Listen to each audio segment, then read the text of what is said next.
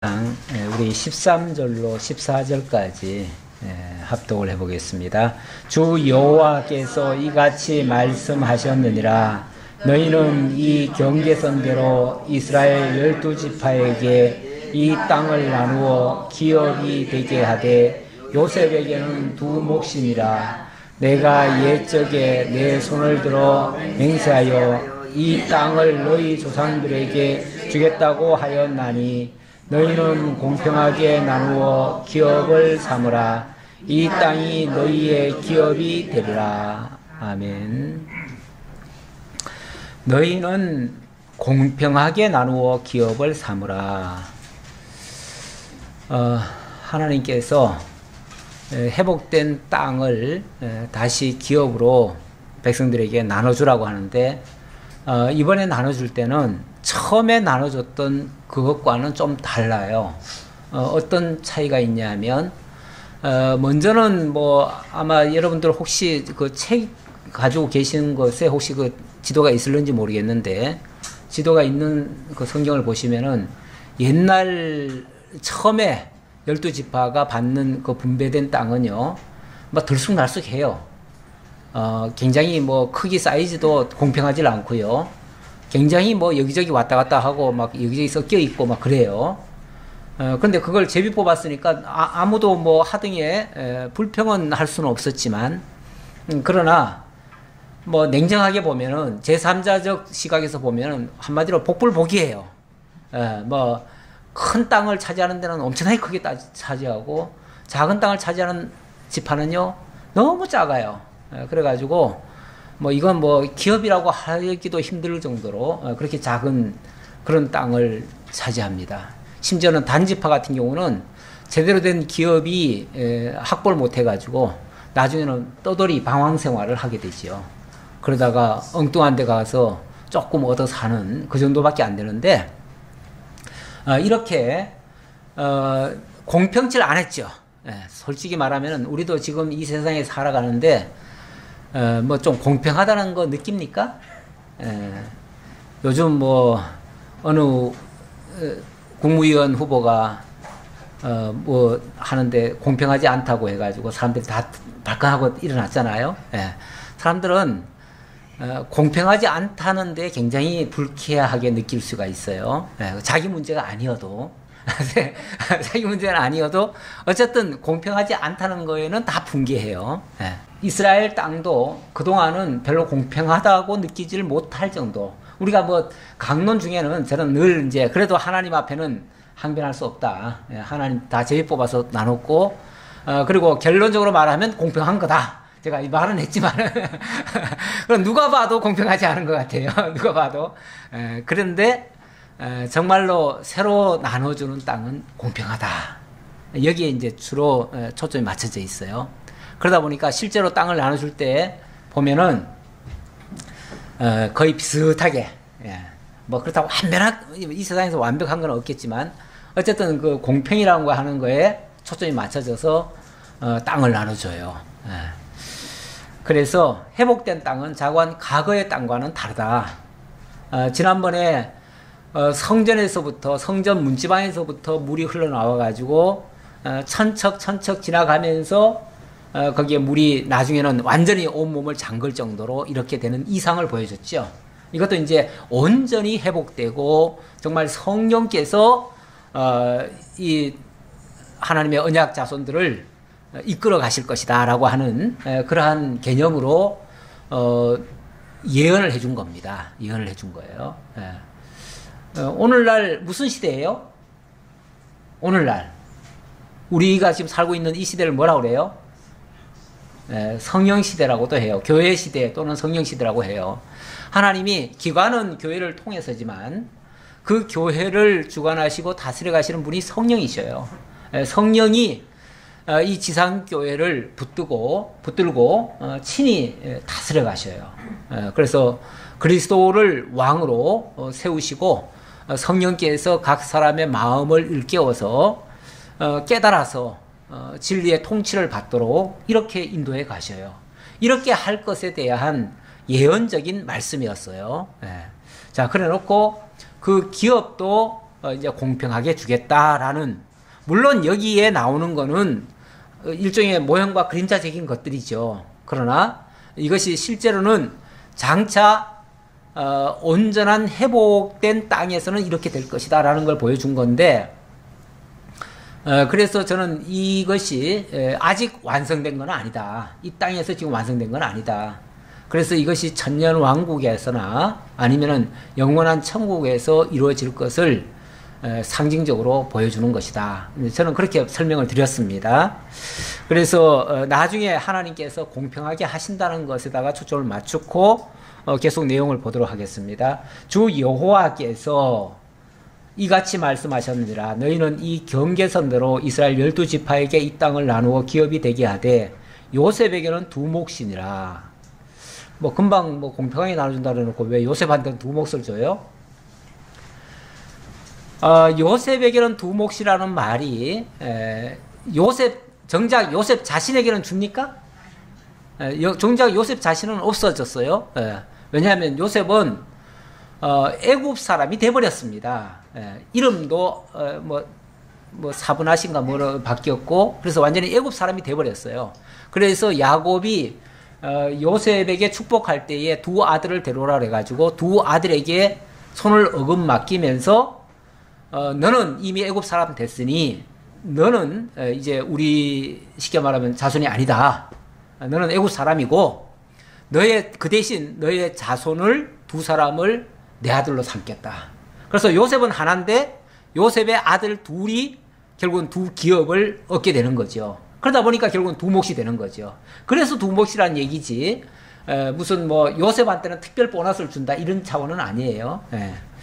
그래서 그 얘기고요. 그래서 결국 이것도 요셉에게는 했지만은 결국은 요셉의 두 아들 에브라임과 므낫세, 원래는 므낫세가 형인데 에브라임을 앞세우지요. 그 축복할 때에 오른손을 이렇게 어금 맡겨가지고 했기 때문에, 그래서 오른손, 왼쪽에 있는 오른손에 축복받은 에브라임을 앞세워서 얘기를 합니다. 자, 그렇게 해서 두 몫을 준다는 얘기고요. 이 땅 경계선은 이러하니라. 북쪽은 대해에서 헤들론 길을 거쳐 스닷 어기까지니 곧 하맛과 브로다며 다메섹 경계선과 하맛 경계선 사이에 있는 시브라임과 하우란 경계선 곁에 있는 하셀 핫디곤이라. 그 경계선이 바닷가에서부터 다메섹 경계선에 있는 하살 에논까지요. 그 경계선이 또 북쪽 끝에 있는 하맛 경계선에 이르렀나니 이는 그 북쪽이요. 자, 이렇게 일단 얘기를 합니다. 뭐 제가 그리는 거는 참고 삼아 그리는 거니까요. 뭐 잘 그렸니 못 그렸니 따지지 마시고요.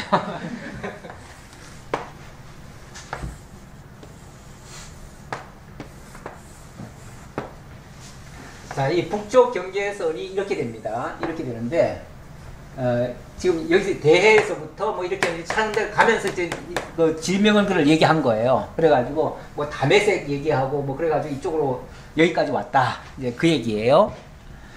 자, 그 얘기를 쭉 했고요.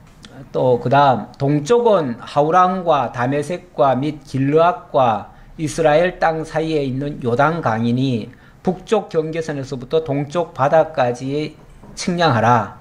이는 그 동쪽이요.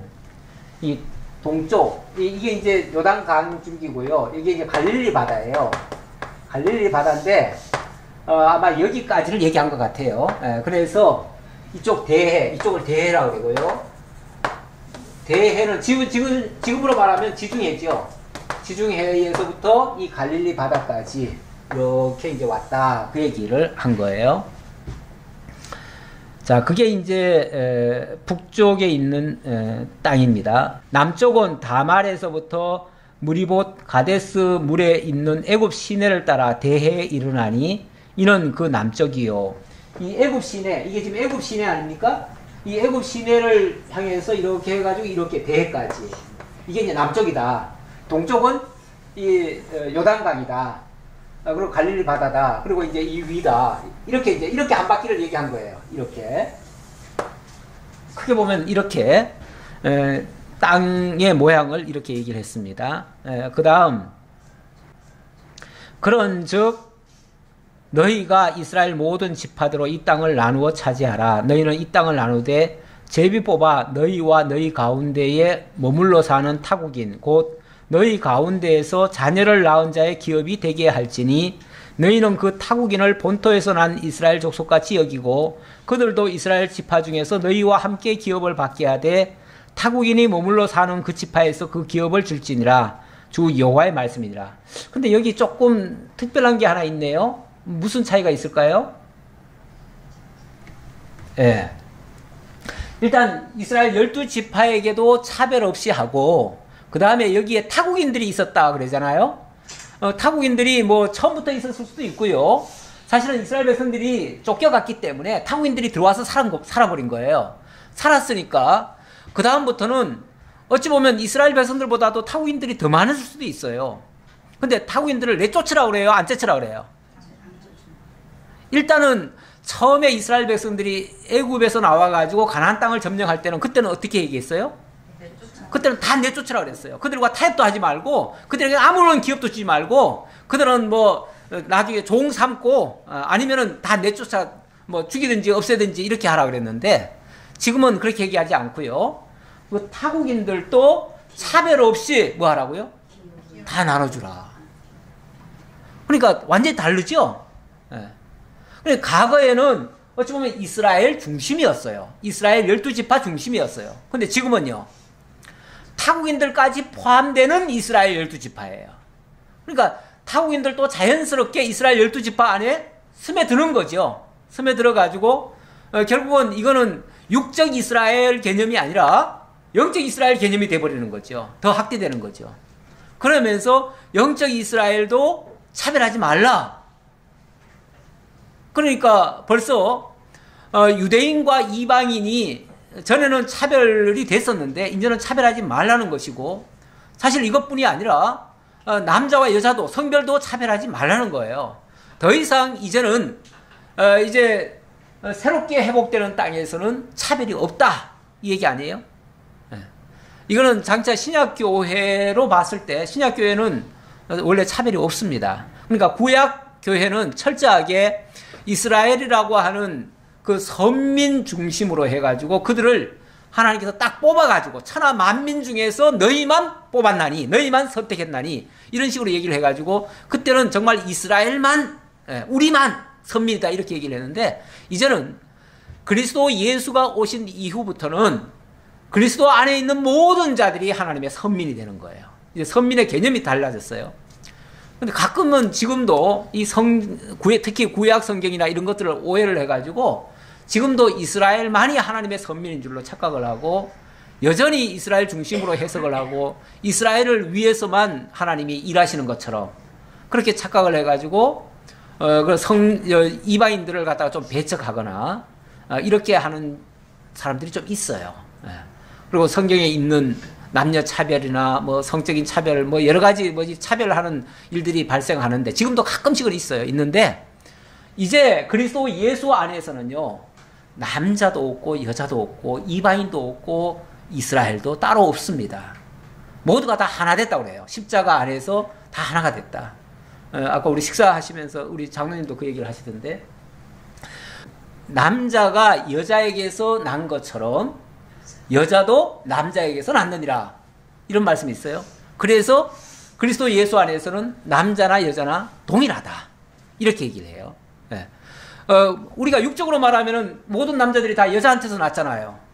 그런데 알고 보면 거슬러 올라가 보면은 그 여자가 어디서 났어요?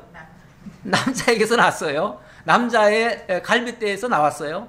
그러니까 결국은 남자도 여자에게서 나왔고 여자도 남자에게서 나온 거예요. 결론적으로 말하면. 그러니까 모두가 그러면서 결론은 또 뭐라고 그러냐면 모든 것이 하나님께로부터 났느니라 이렇게 또 얘기를 해요. 예. 그럼 뭐 과정적으로 말하면은 남자가 여자에게서 난 것 같고 여자가 남자에게서 난 것 같지만 결론적으로 말하면 모두가 다 하나님께로부터 났어요. 그러니까 서로 차별이 없고 차별해서도 안 되고 그래서 이제는 종족 간에도 차별하면 안 되고요. 성별 간에도 차별하면 안 되고요.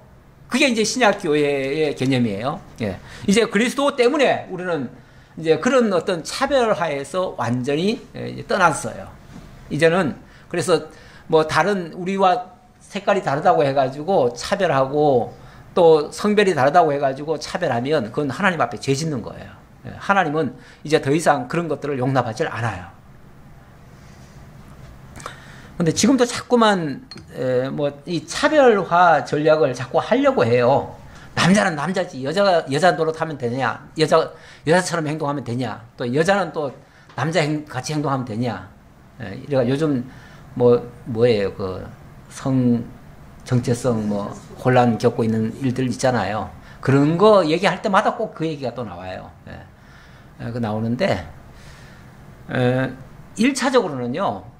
남자든 여자든 뭐 또 그렇게 혼란을 겪고 있는 사람이더라도 일단은 똑같은 인간이에요. 똑같은 인간이기 때문에 일단은 차별하면 안 돼요. 그러니까 그게 그 이슈가 뭐냐면 차별금지법이거든요. 차별금지법을 지금까지는 쉽게 보면 차별을 하는 것을 허용을 한 거예요. 지금은 차별을 하도록 돼 있어요. 그래서 남자는 남자 예를 들어서 옷을 하나 입어도 남자는 남자 옷을 입어야 된다. 여자는 머리를 길러야 된다. 뭐 이렇게 이제 그런 것들을 무언적으로 그렇게 이제 해놨어요. 해놨는데 이제는 그런 게 이제 깨지는 거예요. 자꾸만 깨지고 지금 실제로 외국에는요. 이번에 영국에서 그런 게 나왔다고 하더라고요. 어제 뉴스에 그런 게 나왔어요. 영국에서는 남자들이 치마를 입을 수 있도록 영국의 어느 한 주에서 웨일즈주인가 어디선가 그렇게 이제 법으로 허용을 했어요. 남자는 치마를 입어도 된다. 영국은 옛날에도 치마 같은 거 원래도 있긴 입었어요. 입었는데 어느 사이에 이게 기독교가 들어가면서 이게 뭔가 남녀가 딱 구별이 돼 버렸어요. 구별이 됐었는데 그게 이제 다시 이제 허물어지는 거죠. 그러면서 아니 뭐 입고 싶으면 여자도 남자도 얼마든지 입을 수 있다. 지금 그동안은 교복은 못 입게 했어요. 근데 이제 교복에서 허락을 해버렸어요. 허락했고 또 반대로 또 여자들도 바지 입어도 된다. 교복을 바지로 만들어도 된다. 그러니까 이제 남자 여자 바뀐 거예요. 바뀌었는데 아니 사실 뭐 그 겉모양 바뀐다고 해서 뭐 바뀐 겁니까? 실제로? 바뀐 거 아니잖아요. 그러니까 그런 건 문제가 안 되는데 문제는 이제 인위적으로 자꾸만 뭘 남자가 여자가 되고 여자가 남자가 되려고 하면은 이제 문제가 또 불거지긴 불거져요. 그거는 분명히 문제는 문제인데 그렇다고 해가지고 사람 자체를 차별해서는 안 된다. 그 얘기예요. 그러니까 저는 그게 옳다 그르다를 얘기하는 게 아니에요. 그거는 틀린 거예요. 잘못된 거예요. 사실은. 잘못됐지만 그러나 그거는 우리가 억압할 수 있는 내용은 아니다. 그 말이에요. 괜히 오해하지 마세요. 목사님은 그런 거 두둔하나 보다. 저 절대 두둔하지 않아요. 두둔하지 않고 옳지 않아요. 옳지 않지만 그러나 그것 때문에 사람을 미워하거나 차별하거나 그들을 막 가둬놓고 법으로 가둬놓고 이렇게 해서는 안 된다 그 말이에요. 자, 그다음 이 본문에도 차별하지 말라고 더 이상 나왔기 때문에 한 소리예요. 타국인이 머물러 사는 그 지파에서 그 기업을 줄지니라 주 여호와의 말씀이니라. 타국인이 머물러 살면은 그 지파에서 그들에게도 기업을 나눠주라 그런 얘기죠. 모든 지파의 이름은 이와 같으니라. 자, 이제 구체적으로 자, 그러면 땅을 어떻게 나눠줄 것인가를 얘기를 하는데요. 자, 일단 48장 1절로부터 7절에서는 단부터 유다까지 북쪽 지역에서 분배할 땅을 이야기를 합니다. 모든 지파의 이름은 이와 같으니라. 북쪽 끝에서부터 헤들론 길을 거쳐 하맛 어기를 지나서 다메섹 경계의 선에 있는 하살 에논까지 그 북쪽으로 하맛 경계선에 미치는 땅 동쪽에서 서쪽까지는 단의 몫이요. 뭐 말을 많이 했지만은 쉽게 말하면 이렇게 됐는데 이렇게 잘라가지고 이거는 단지파다 그 말이에요. 단지파에게 줘라 그 말이에요.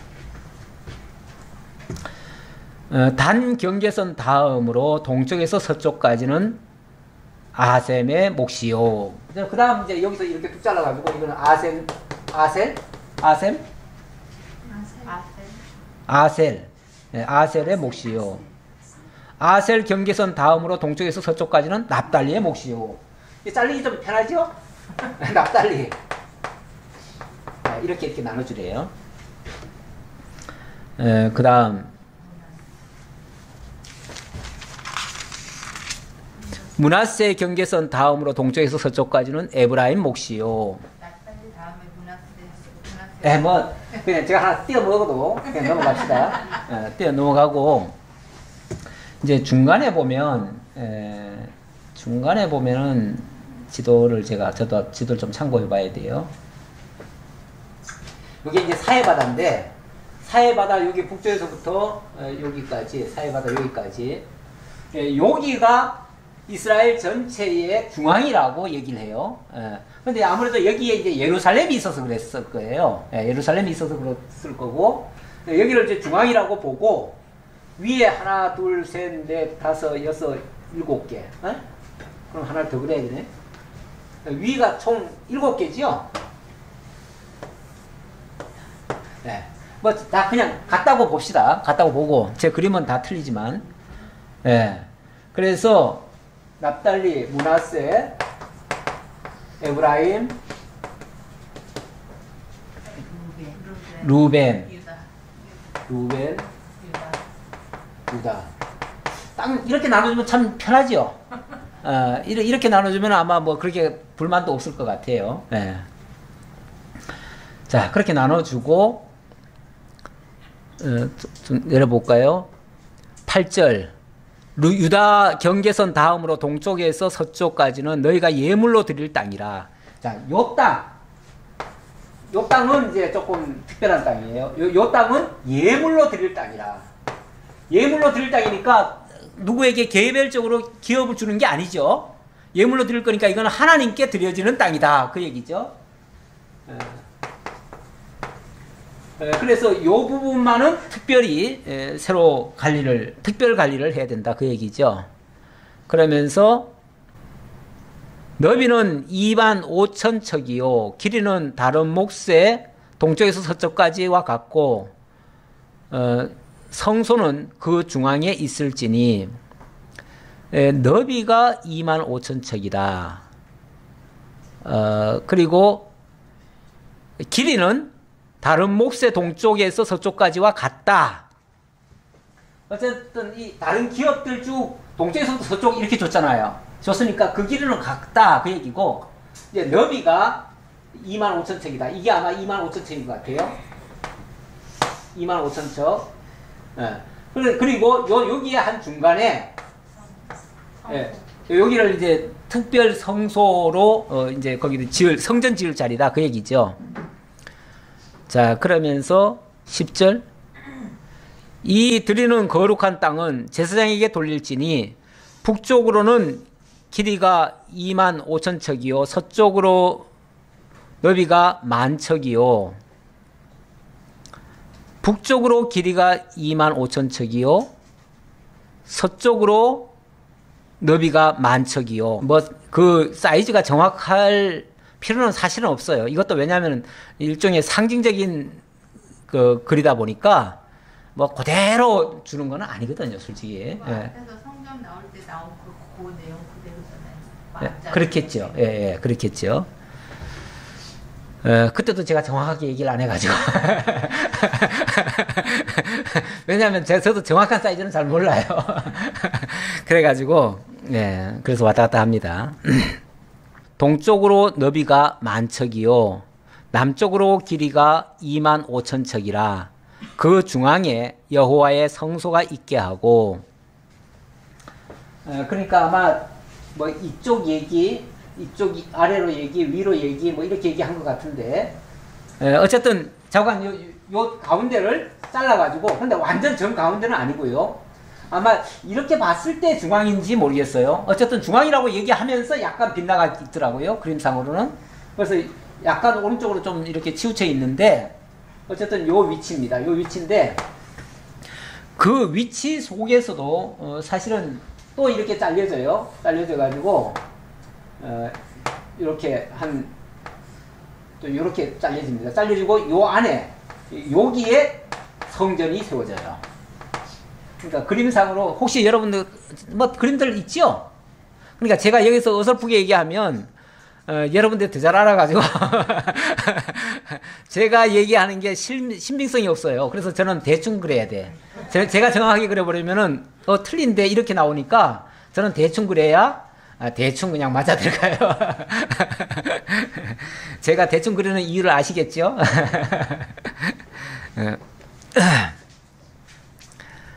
자, 그 중앙에 여호와의 성소가 있게 하고 이 땅을 사독의 자손 중에서 거룩하게 구별한 제사장에게 돌릴지어다. 자, 제사장에게 주라고 하면서 이 제사장은 특별히 사독의 자손 중에서 제사장 삼아라, 그 얘기예요.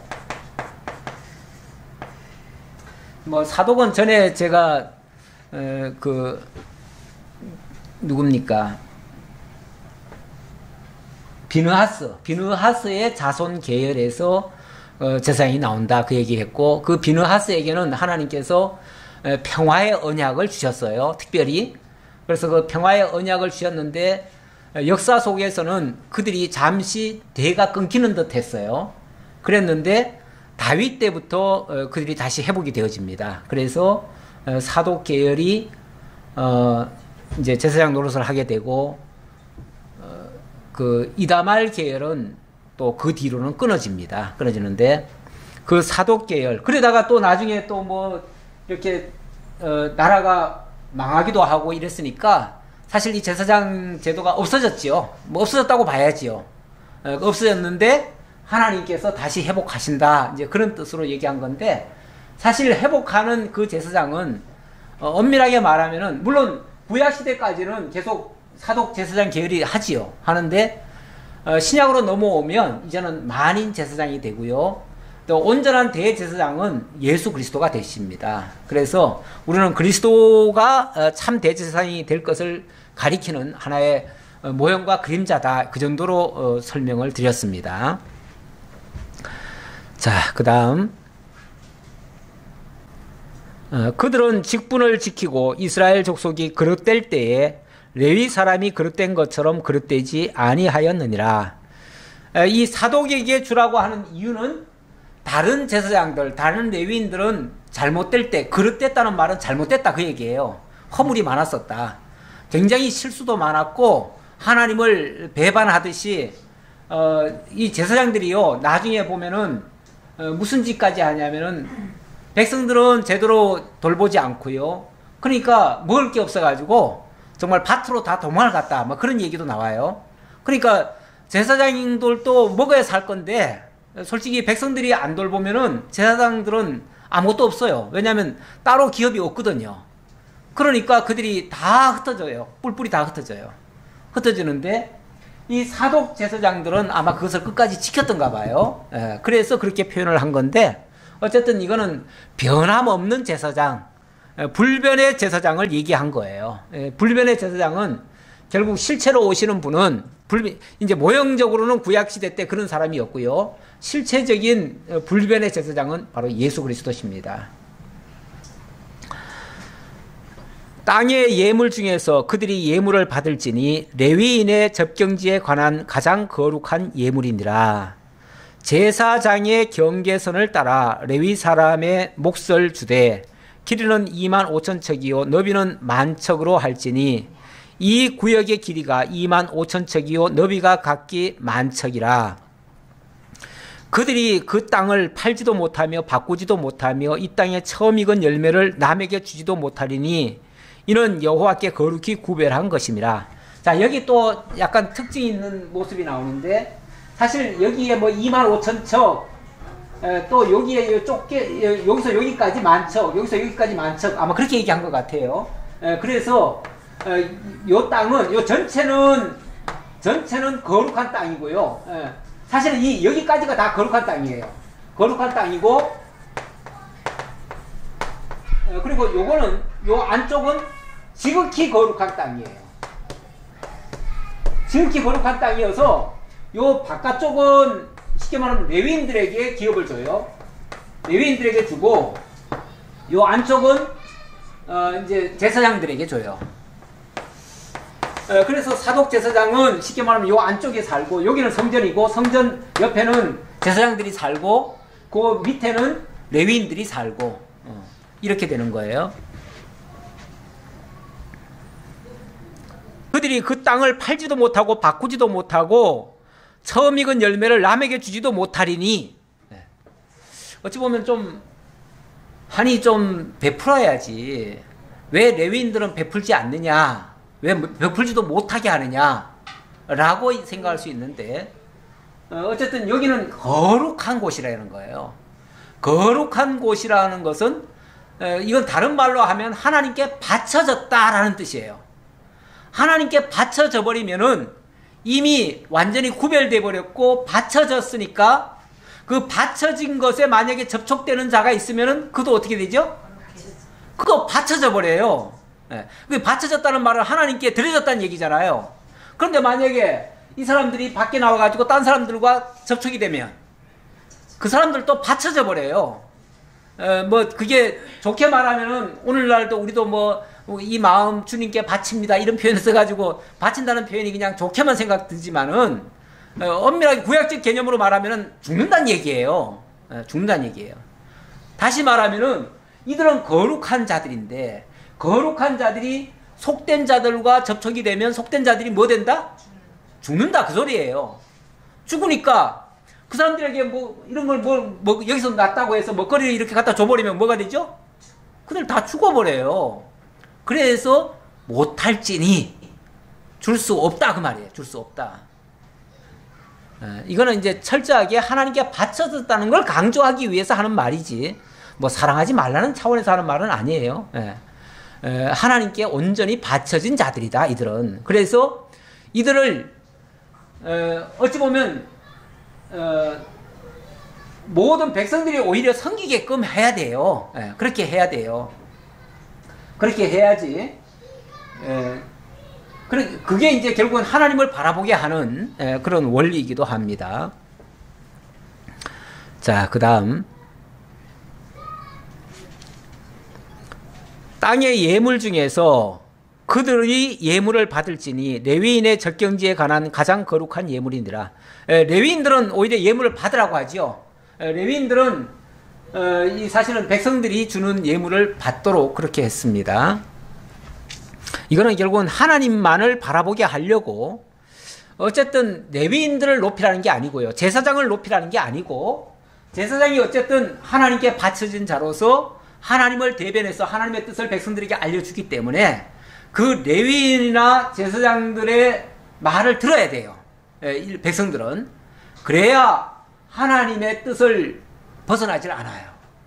그렇게 하기 위해서 백성들로 하여금 제사장을 섬기도록 그렇게 했다는 거죠. 그 다음 2만 5천 척 다음으로 너비 5천 척은 속된 땅으로 구분하여 성읍을 세우며 거주하는 곳과 전원을 삼되 성읍이 그 중앙에 있게 할지니,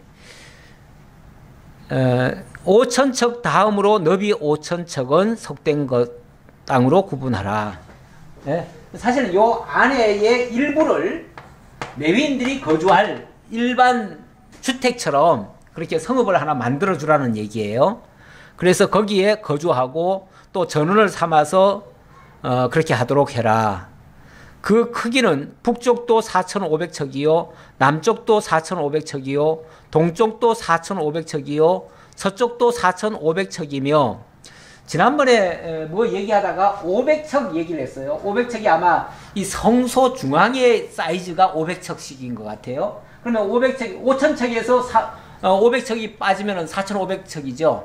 그래서 4,500척을 얘기한 것 같아요. 그래서 그 테두리를 얘기한다라고 보여줄 수 있습니다. 그 다음 그 성읍의 들은 북쪽으로 250척이요 남쪽으로 250척이요 동쪽으로 250척이요 서쪽으로 250척이며, 그 성전을 중심으로 하는 모든 사이즈들은 가만히 보면은 다 사각져 있어요. 사각져 있어가지고 동서남북이 비슷비슷해요. 모양새도 비슷하고요. 어찌 보면 문만 좀 다르다고 볼 수 있고, 뭐 모양새는 다 똑같다 그렇게 볼 수 있습니다. 예물을 삼아 거룩히 구별할 땅과 연접하여 남아있는 땅의 길이는 동쪽으로 만척이요 서쪽으로 만척이라. 곧 예물을 삼아 거룩하게 구별할 땅과 연접하였으며 그 땅의 소산을 성읍에서 일하는 자의 양식을 삼을지라. 그 일부분은 제사 드릴 곳으로 남겨놓고 나머지는 거기서 이렇게 뭐 소산을 조금 내 가지고 그 안에서 있는 사람들의 양식을 삼을 수 있도록 그렇게 했다. 그 정도로 보시면 되겠습니다. 이스라엘 모든 지파 가운데서 그 성읍에서 일하는 자는 그 땅을 경작할지니라. 그런즉 예물로 드리는 땅의 합계는 길이도 25,000척이요 너미도 25,000척이라. 예, 그래서 결론적으로 말하면 요것도 25,000척이고 요것도 25,000척이다 그 얘기죠. 예, 그래가지고 요 테두리 안은 거룩한 곳이다. 지금까지 얘기한 거는 요 안에서의 뭐 세부적인 이야기였다 그 얘기예요. 근데 세부적인 이야기가 뭐 뚜렷하게 어떤 모양을 물론 다 그리면 되겠지만은 제가 그릴 능력도 안 되고 제가 그 본 적도 없고 그래가지고 이 정도로 이해를 해주셨으면 좋겠습니다. 자, 그 다음 21절 거룩하게 구별할 땅과 성읍의 기지 좌우편에 남은 땅은 군주에게 돌릴지니 그 거룩하게 구별할 땅의 동쪽을 향한 그 경계선 앞 25,000척과 서쪽을 향한 그 경계선 앞 25,000척이라. 다른 목들과 연접한 땅이니 이것을 군주에게 돌릴 것이며 거룩하게 구별할 땅과 성전의 성소가 그 중앙에 있으리라. 이 얘기는 뭐냐면, 자, 여기 중앙에 있다고 그랬지요? 자, 요 바깥의 땅들 있잖아요. 이쪽 땅과 이쪽 땅. 요거를 군주에게 돌리라. 군주에게 돌리라. 그래서 쉽게 말하면 임금이 사는, 왕이 사는 도성으로 만들어라. 그 얘기죠. 그래서 왕궁도 쉽게 말하면 이쪽에다가 지으라. 그 얘기예요. 그 다음. 그런즉 군주에게 돌려 그에게 속할 땅은 레위 사람의 기업 좌우편과 성읍의 기지 좌우편이며 유다 지경과 베냐민 지경 사이에 있을지니라. 뭐 말은 많은데 유다 지파와 여기는 이제 베냐민 지파예요. 베냐민 지파 요 사이에 어찌 보면 양 날개처럼 지금 임금이 거하는 장소인데 임금이 거하는 장소는 유다와 베냐민을 양 날개처럼 지금 거느리고 있다. 그 얘기예요. 원래 임금이 어디서 나오죠? 유다 지파에서 나오죠. 유다 지파에서 나오고 이 베냐민은 그 유다의 날개 아래에 있을 것이다. 원래 야곱이 베냐민에게 축복할 때에 그 말을 했어요. 베냐민은 그 날개 아래 깃들이로다 뭐 이런 식으로 표현했어요. 그랬는데 결국 장차 회복될 땅에서 보니까 유다와 베냐민 그 사이에 왕도가 있고 거기에 임금이 있고 임금이 가장 보살피는 그런 도성이 된다. 이제 그런 뜻이에요. 그 나머지 모든 지파는 동쪽에서 서쪽까지는 베냐민의 몫이요. 자, 그 다음부터 지금부터는 이제 요 아래 얘기입니다. 아래 땅들 얘기. 첫 번째는 베냐민은 동쪽에서부터 서쪽까지 대해까지 얘기했고, 그 다음에는 베냐민 다음은 시므온 똑같은 얘기예요. 그 다음은 이사갈, 그 다음은 스불론, 그 다음은 갓. 네. 베냐민. 그 다음에 누구라고요? 시므온, 이사갈, 스불론, 갓. 네. 사실 여기는 옛날로 말하면은 사막지대인데요. 그러고 보니까 공평하지 않네. 근데 이제 회복된 땅이라는 거는요, 만물을 다 회복한다는 개념에서의 땅으로 보셔야 돼요. 그래서 다 똑같은 땅이라고 생각하고 똑같이 나눠준다. 이렇게 보시면 되겠습니다. 그러니까 이 공평하다는 표현을 우리 시각으로 자꾸 보려고 하면 이게 안 맞아요. 솔직히 잘 안 맞는데 성경에 있는 그대로의 의미대로 이해를 하자면 분명히 하나님께서 회복한 땅이에요. 그러니까 이거는 회복하기 전 땅은 틀림없이 틀려요. 틀린데 회복한 땅이다 보니까 같다고 보고 똑같이 나눠준다. 공평하게 나눠준다. 그 얘기예요. 이것은 너희가 제비 뽑아 이스라엘 지파에게 나누어 주어 기업이 되게 할 땅이요. 또 이것들은 그들의 몫이니라. 주 여호와의 말씀이니라. 하나님이 자, 이렇게 정해놓고 제비 뽑아서 나눠주래요. 그러면 제비 뽑는 게 뭐 복불복입니까? 하나님의 뜻대로입니까? 하나님의 뜻대로지요. 예, 그러니까 제비는 사람이 뽑으나 그 길을 인도하시는 분은 하나님이셔요. 결국 그 일을 하시는 분은 하나님이셔요. 그러니까 결국은 하나님의 뜻대로 되어진다. 그런 얘기입니다. 자, 그 다음 30절부터입니다. 30절부터는 회복된 성읍을 하나님께서 어떻게 다스릴 것인가를 보여주는 장면인데요. 그 성읍의 출입구는 이러하니라. 북쪽의 너비가 4,500척이라. 성읍의 출입구가 북쪽의 너비는 4,500척이라.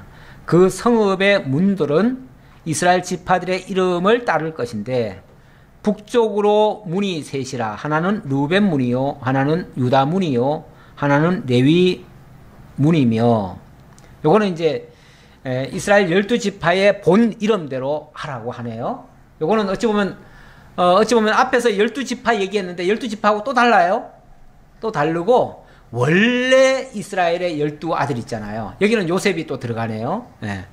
그래가지고 요거는 성읍의 출입구는 이러하니라 했는데 요거는 이제 예루살렘 성읍을 얘기하는 것 같습니다. 자, 여기에 예루살렘 성읍을 만들어요. 예루살렘 성이 여기 있는 거예요. 쉽게 말하면 여기가 이제 예루살렘 지역이고 예루살렘 성읍이 있는데 성읍의 동서남북에 문이 있나 봐요. 여기 이제 4,500척밖에 안 되고요. 그 4,500척에 있는 문 얘기하는데, 자, 첫 번째는 북쪽 문을 얘기해요. 북쪽에 문이 세 개인데 하나는 루벤 문이고 하나는 유다 문이고 하나는 레위 문이다. 원래 이스라엘 12지파에서는 레위가 빠졌잖아요. 근데 여기서는 원래 이스라엘 12아들의 이름 그대로 들어갑니다. 순서대로. 그러니까 첫 번째는 루벤이고 그 다음은 유다? 근데 유다도 사실 두 번째는 아닌데, 그렇죠? 네. 근데 어쨌든 지금 여기는 그렇게 표현이 됐네요. 그래서 여기의 특징은 어쨌든 그 본래 아들들 이름이다라고 하는 것만 이제 일단 명심을 하시고요. 네, 여기는 또 레위구도 들어갑니다. 그 다음 동쪽의 너비는 4,500척이니 똑같아요. 모양새는 똑같아요. 어차피 사방이 네모졌으니까요. 동쪽의 너비는 4,500척이니 또한 문이 셋이라. 하나는 요셉 문이요, 하나는 베냐민 문이요, 또 하나는 단 문이며. 예, 여기도 그 형제 순서는 아니네요. 형제 순서는 아닌데 어쨌든 뭔가 좀 가까이 있는 자들은 맞는 것 같습니다. 예. 요셉과 베냐민은 원래 한 형제였잖아요. 예, 그러다 보니까 아마 같이 한쪽으로 한 것 같습니다. 그 다음 남쪽의 너비는 4,500척이니 또한 문이 셋이라. 하나는 시므온 문이요, 하나는 이사갈 문이요, 하나는 스불론 문이며. 서쪽도 4,500척이니 또한 문이 셋이라. 하나는 간 문이요, 하나는 아셀 문이요, 하나는 납달리 문이며. 그 사방의 합계는 18,000척이라. 이제 4,500척씩 곱하기 넷을 하니까 18,000척이 되네요. 그날 후로는 그 성읍의 이름을 여호와 삼마라 하리라. 여기가 예루살렘 성이라고 그랬잖아요. 예루살렘 성읍이라고 했는데 예루살렘의 성읍이 뭘로 바뀐다고요? 여호와 삼마로 바뀐대요. 여호와 삼마. 여호와 삼마는 무슨 뜻이 돼요? 여호와께서 거기에 계시다. 네, 여호와께서 거기에 계시다. 과거에는 하나님이 예루살렘에 안 계셨나요? 그렇죠. 그때는 이름만 들었다고 했는데 그마저도 하나님이 예루살렘 파괴될 때 어떻게 하셨어요? 하나님이 떠나셨다고 말씀드렸지요. 떠나셨다. 예. 그래서 표현상 하나님이 뭐 왔다 갔다 하시는 분은 아닌데 표현상 내가 너희와 함께 하지 않겠다. 이제 그 뜻이 결국은 떠나신 거죠. 떠나시다 보니까 그 예루살렘은 완전히 박살이 나버렸습니다. 다 깨져버리고 다 없어져 버렸어요. 그런데 하나님께서 그 예루살렘으로 다시 오셔가지고 성전 다시 짓고 왕궁 짓고 여기다 성읍 만들어가지고 12문 딱 달고 거기다가 이스라엘 12지파의 어떤 뭐 대표를 오게 하든지 뭐 그렇게 했겠죠. 예루살렘으로 모일 때는 이리 오게 했겠죠. 그래서 성전에 들어가려면 예루살렘으로 반드시 와야 되고 예루살렘 성읍을 거쳐서 성전으로 이제 가는 건데 여기에 하나님이 계시다. 영원히 계신다. 우리 하나님이 이제부터 영원히 계시겠다고 하는 약속입니다. 우리 신약으로 말하면은 하나님이 우리와 함께 영원히 함께 계신다라는 말씀이 있죠. 그게 무슨 뜻이에요? 임마누엘, 임마누엘. 그래서 하나님이 임마누엘 되시겠다 그렇게 얘기하시는데 바로 예수님이 이 땅에 오셨습니다. 이 땅에 오실 때에 하나님이 우리와 함께 계시려고 오셨다 그렇게 표현하셔요. 그래서 예수님이 이 땅에 오신 게 결국은 임마누엘이라고도 표현했지만 여호와 삼마가 되는 거죠. 하나님의 약속대로 예수님이 이 땅에 오셔서 우리와 함께 거하시고 우리를 당신의 몸으로 삼으셔서 교회를 세우시고 그 교회에 우리 주님이 성령으로 영원히 함께 하시는, 그래서 내가 가면 아주 가는 것이 아니라 너에게 성령을 보내서 세상 끝날까지 너희와 함께 하겠다 라는 약속의 말씀하셨어요. 이제 회복된 이 이스라엘 땅에도 하나님이 함께 하시고 여기는 어떤 차별도 없고 공평하게 하나님이 다스리시고 친히 하나님이 함께 계시면서 이 백성들을 다스려 가시겠다라고 하는 에스겔을 통해서 보여준 환상과 미래에 이루어질 약속의 말씀입니다. 그 약속의 말씀대로 예수님이 오셨고 그 예수님이 결국은 우리와 영원히 함께 하심으로써 이 약속의 말씀은 지금 이루어지고 있습니다. 지금 우리를 통해서 하나님이 이루어가고 계십니다. 이제 궁극적으로는 천연왕국과 영원한 천국에서 완성하실 겁니다. 아직은 과정이에요, 과정. 아주 완성된 건 아닌데 우리에게 이미 임하셨습니다.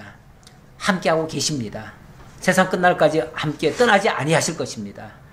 이 믿음 가지고 이 거친 세상, 아직까지 완성된 하나님의 나라는 아니지만 그 나라를 이루어 가도록 우리가 함께 힘써 신앙하시는 여러분들 다 되시기를 진심으로 기원합니다. 아버지 하나님